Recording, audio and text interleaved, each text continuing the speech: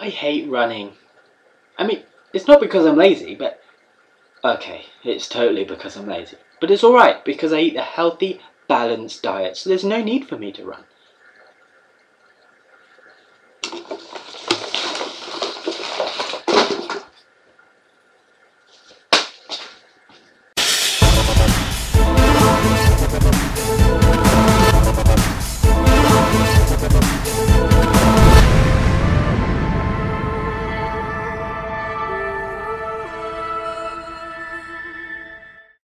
Maniac Magee by Jerry Spinelli is all about running, so you'd probably think I'd hate it, but I don't. I love it. Maniac Magee is all about a teenage boy, Jeffrey Magee, who runs away from home and never stops to look back. And he keeps on running and running and running until he ends up in a town which is split by east and west. Now interestingly, these aren't split by a road or something like that. These are split along racial lines. White people live on the east side and black people live on the west side, and they rarely cross over into each other's worlds. The story follows Maniac Magee as he runs from his problems and encounters different people of all ages and races from both sides of the town, making friends and enemies along the way, but ultimately changing the lives of the people he meets forever. I have to say that it's the characters that make this book so special.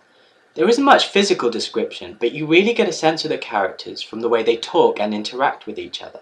The dialogue is amazing, really believable and real, and I could really picture their voices in my head as I read. The characters are flawed. Sometimes they're brave, sometimes they're cowardly, sometimes they do silly things, but they all learn from their lessons as the book progresses, none more so than Maniac Magee himself. Because he spends most of the book running, there are a lot of locations here, but I think the best ones that are written so well are the internal locations. For example, the Buffalo compound where Maniac Magee sleeps for a time, or the baseball equipment room, or the houses of the people he meets. These particularly stand out as memorable and are written very vividly. Magee spends time alternating between living in the east and the west side as he moves into houses of the kind people who take pity on him and ask him to stay for a while. This is a good technique of Jerry Spinelli's because it keeps the storyline interesting and it introduces us to characters who teach Magee some important life lessons. And because Magee is running from place to place all the time, so the plot keeps moving forward as well. But the faster moments are balanced out with more slower, reflective moments as well, and I think that works really well. This is a touching story which deals with some pretty important life lessons. That it's okay to be different.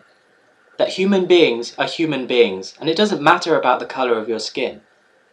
That sometimes, although you want to run for your problems, sometimes it's better to stand up and face them.